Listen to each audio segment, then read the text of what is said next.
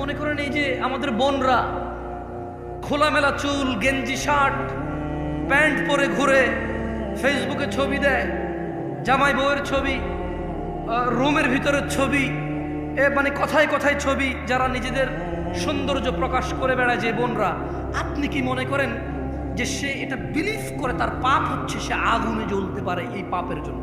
আপনি কি মনে করেন সে বিলিভ করে এরকম? মন থেকে অনুভব করে মনে করেন?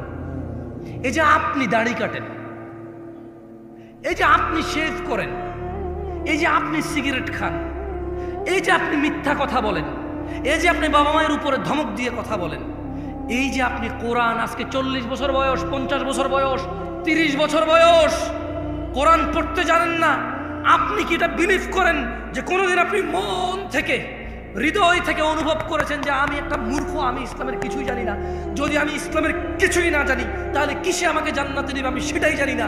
আর এই না জানা আমাকে কোনোদিন কষ্ট দেয় নাই, এই না জানা কোনোদিন আমাকে শিখা পর্যন্ত পৌঁছায় নাই, শিখার আগ্রহ জাগে নাই আমার কোনোদিন।